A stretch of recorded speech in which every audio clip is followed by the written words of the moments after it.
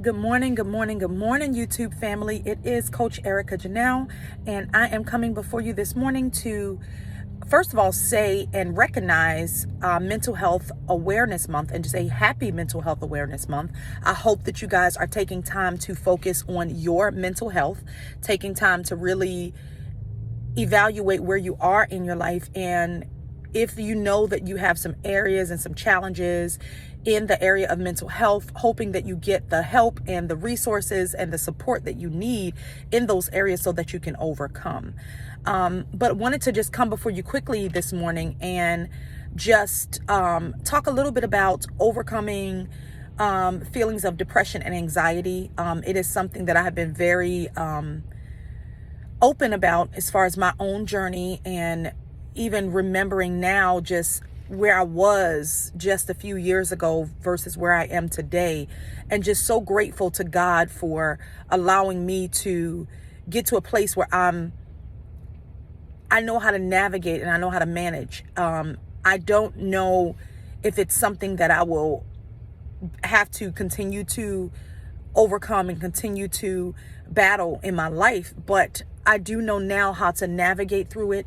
And there are times where I need a little bit of extra help and I need a little extra reinforcements through therapy and things of that nature. But I wanted to kind of talk about my journey a little bit and just encourage you guys. A few years ago, when I was going through one of the hardest times in my life, I found myself really just struggling to want to get out of bed in the morning and wanting to struggling to want to even live and exist and continue in life. And I remember that journey being something that was so foreign to me because I'm naturally a strong person. I'm always persevering. I've been through a lot in my whole life, through childhood and just in general, just battles and situations in life that would make most people's toes curl. I've been through things. And so for me to feel weak and for me to feel like I didn't want to fight anymore was such a foreign concept to me until I understood that even strong people, and probably more so, strong people have to remember that even we need help. A lot of times, strong people are the ones that everybody disregards when it comes to depression and anxiety, because they often feel, oh, well, you're strong, or you've always come through everything okay, so you'll be fine. And people will actually say it. I've had family members say it to me, oh, I don't worry about you. I know you'll make it through. I know you'll get through whatever you're dealing with because you've always been strong and you've always been very independent and you've always been able to overcome even some of the most crazy obstacles that's been thrown your way. And it's so interesting that during that time in my life, I didn't even know if I wanted to continue to breathe.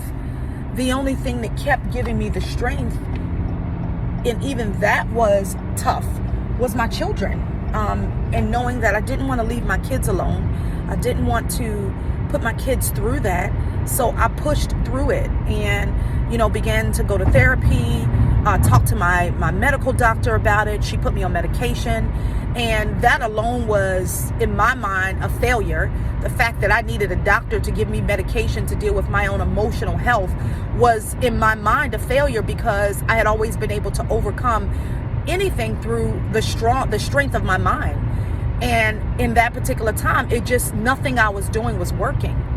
And I knew I needed a little bit of extra help, but it was hard for me to humble myself enough to know that, okay, it's okay to need medication.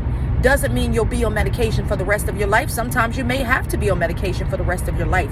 But either way, it doesn't make you weak. Either way, it doesn't make you a failure. It just means that you have to do whatever you have to do to get to your best version of yourself. And when I finally got through all of those things, I still had people kind of like shocked that I was taking medication and that I was, not in therapy, because I've always believed in therapy. Therapy is near and dear to my heart. That's why I'm a life coach.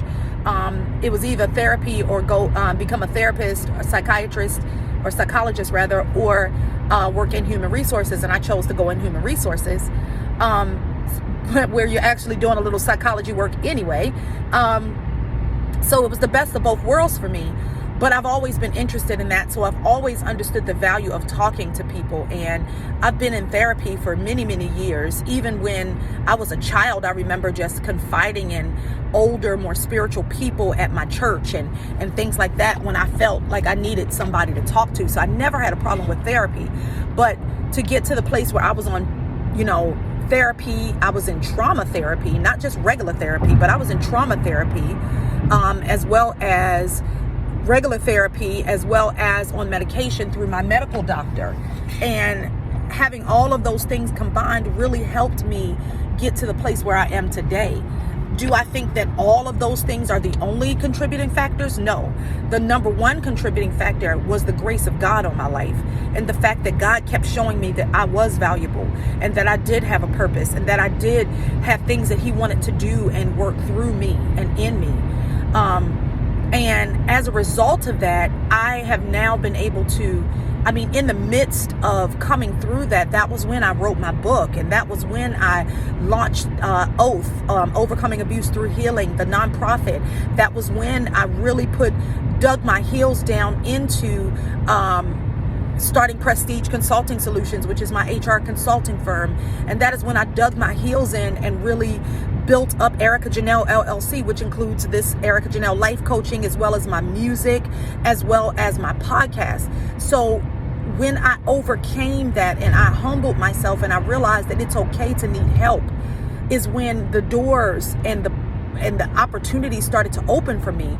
But more importantly, my purpose was revealed to me. And I really truly believe that had I not taken the time to put my mental health first and understand that it's okay, it's not a sign of weakness to take your mental health and grab it by the horns and do what needs to be done to get where you need to get to, until I was able to change my view of how I looked at that, I would have never gotten to the place where I am today. And I'm just scratching the surface of what I know God has called me to do. So I just want to encourage you guys, if you know that something is off within yourself, it doesn't have to be anything super detrimental or anything like that. But if you just feel off and you don't feel like yourself, it's okay to talk to your doctor, to talk to a therapist. It's okay to say, hey, I'm not okay and I need a little help. It doesn't make you weak. It doesn't make you a coward. It doesn't make you anything other than a person that is really, truly taking their own health into their own hands, which is what we have to do. We can't depend on society to do it for us. We can't depend on our parents or our family. We have to do it for ourselves. Because I will say, in my personal experience, my family were the main people that didn't understand that, yes, I'm strong, but even strong people need people. So I encourage you guys, if you are having suicidal thoughts, please call the National Suicide Line. Please get in touch with your local resources that can help you deal with depression and anxiety and all of those battles and be able to come through it on the other side. This is not the way your life is intended to be. And please speak up. And if you don't feel comfortable speaking up, you can always reach out to me and I will help you with some resources. I also am about to open and launch my Oath Safe Space segments, which is my one-on-one, well, kind of one-on-one, but it's a very small group of support group sessions that I have for victims of sexual assault and domestic violence. So that's going to be opening up in the month of June. So please stay tuned for that. If you don't have anybody else to talk to, or if you just want to talk to me, please feel free to reach out to me. All of my information is in my About Us section, or my information section in this video. You can also visit my website, www.wetaketheoath.org, and hit the contact us page and fill in your information, and I'll be more than happy to reach out to you personally. I love you guys, and I want to see us thrive, not just survive, but thrive in this world and overcome and be able to be everything that God called us to be. I love you guys. Have an amazing, amazing day. And again, happy Mental Health Awareness Month. Bye.